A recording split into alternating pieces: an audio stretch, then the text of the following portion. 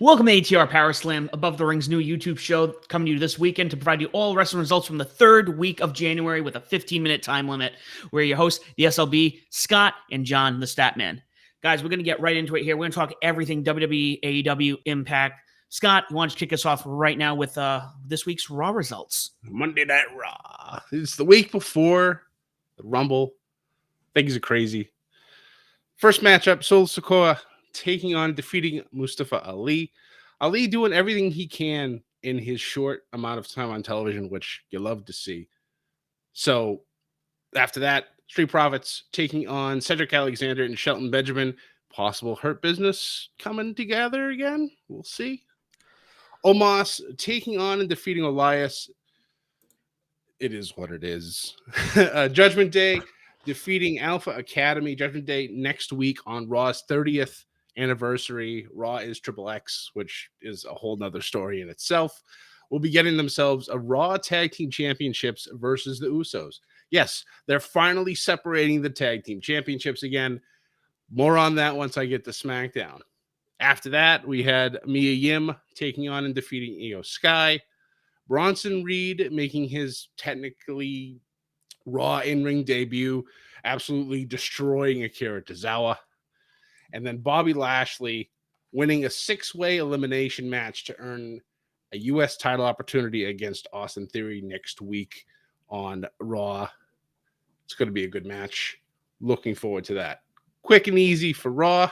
We then jump over to Tuesdays for NXT. We have Apollo Crews and Axiom taking on and defeating Carmelo Hayes and Trick Williams. These four, fantastic match. Sol Ruka getting an upset victory over Alba Fire. Sol Ruka's been just dominating the scene since she's come on. I haven't seen a rise this fast for a superstar in a long time. So it's fun to see. The returning Gallus taking on and defeating Brooks Jensen and Josh Briggs. Thea Hale getting her first victory on NXT, beating Valentina Perez. And another returning Tyler Bates. The strong boy has returned, beating big body Javier Bernal. And then Roxanne Perez and Laya Valkyra defeating Toxic Attraction, going into, I think it's Vengeance Day in February, where it's going to be a triple threat match between both members of Toxic Attraction and Roxanne Perez. Toxic Attraction, ever since Mandy was let go, has literally been falling apart, and it hurts. It hurts my soul. So now I will tag out to John the Statman covering AEW Dynamite. I am John the Statman, and I do have the weekly results for this past week's AEW Dynamite and AEW Rampage. So both these episodes came out of Fresno, California this past week, and we're going to kick off with AEW Dynamite, and it began with Orange Cassidy defeating Jay Lethal by pinfall to retain the AEW All Atlantic Championship. Moving on to a surprising win by Top Flight, defeating the Buckaroos, or the Young Bucks, by pinfall. And then we moved on to Ricky Starks defeating Jake Hager by pinfall. I think Ricky Starks definitely needed the win there, and he got it there. And we also continue with Bryan Danielson, continuing with his series of gauntlet challenges or whatever, so that way he can get MJF at the upcoming Revolution in March by defeating Bandito by pinfall. And we saw MJF appear on the big screen to even tell Bryan Danielson that even the American Dragon is no match for, quote, the man behind the mask.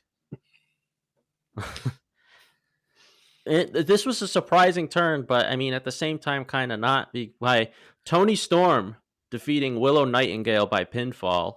And apparently these two, her and Saraya, are turning heel now because they attacked Willow after the match. So it seems that those two did a surprising heel turn there.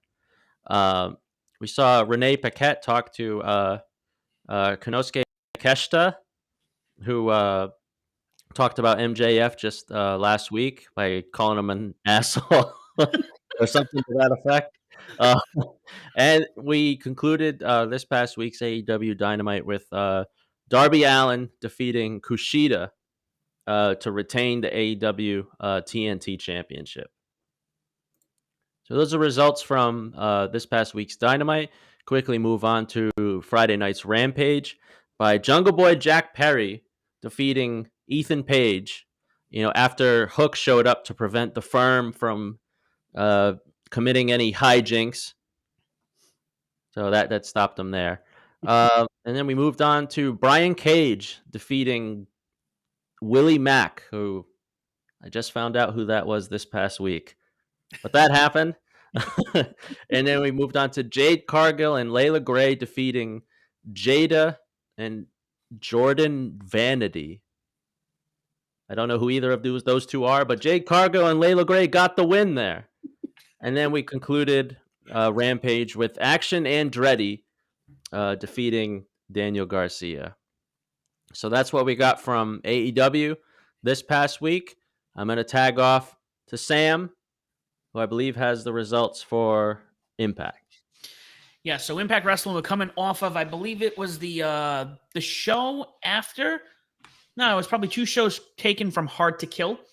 Opening the match, Mickie James, Jordan Grace, and Frankie Kazarian defeated Tasha Steele, Savannah Evans, and Bully Ray. Deonna Purrazzo defeated Ashley D'Ambrosio. I hope I pronounced that right. Killer Kelly defeated Taylor Wilde. Steve Macklin defeated Dirty Dango. Mike Bailey by knockout defeated Kenny King. And next week, they looks like a loaded card. So I'm going to tap over to Scott to finalize the week with SmackDown. Good old SmackDown. Our opening contest was the first round of the SmackDown Tag Team Tournament to determine who will be facing the Usos for the SmackDown Championship. And Sam and John, you both know how much I love tournaments, so this obviously was a very good start. We had the newly formed Banger Bros. Again, we'll talk about that later. Drew McIntyre and Sheamus taking on and defeating the Viking Raiders to move on to the semifinals. Bray Wyatt returned inside of the Firefly Funhouse with a very, very cryptic message for LA Knight going towards their pitch black match at the Rumble. Hit Row defeated Los Lotharios to advance in the SmackDown Tag Team Tournament. Sonya Deville coming out and attacking Charlotte Flair. She is determined to get another shot at Charlotte for the SmackDown Women's Championship. Imperium took on and defeated the Brawling Brutes in the Tag Team Tournament to move on to the semis. And then our last semifinals match, or our last first round match, was Legado del Fantasma defeating the Maximum Male Models to move on. So I love how everything's moving quickly when it comes to the tag team tournament. Semifinals, I believe, will be next week. And then I believe the finals will probably be on the Royal Rumble. So we'll see. We'll see how that goes. But our main event was the contract signing between Kevin Owens and Roman Reigns to finalize for the WWE Universal, whatever. There's 18 names for this title. But Reigns and Solo Sikoa come out for the contract signing with Paul Heyman. And KO comes out of nowhere, attacks, puts Roman through a table, gives him a stunner before that. He takes out Solo. He takes out the Usos that come from the back. And then Sammy comes out. We have ourselves a little bit of a standoff between those two, with Owens eventually leaving after signing the contract. And the ending shot is the Usos trying to pick up Roman, staring angrily at Sammy as he's holding the contract. So there's trouble in the bloodline. This has been probably, for me, the best ongoing storyline in WWE in, I'd say, years, honestly. So I'm looking forward to seeing what's going on. The Rumble will be a lot of fun. But that is it for the weekly results. Sam, tag back into you. Thank you guys for listening to this. Don't forget to listen to our Above the Ring podcast, which is on all streaming platforms. This has been Powerslam. Thank you for checking us out.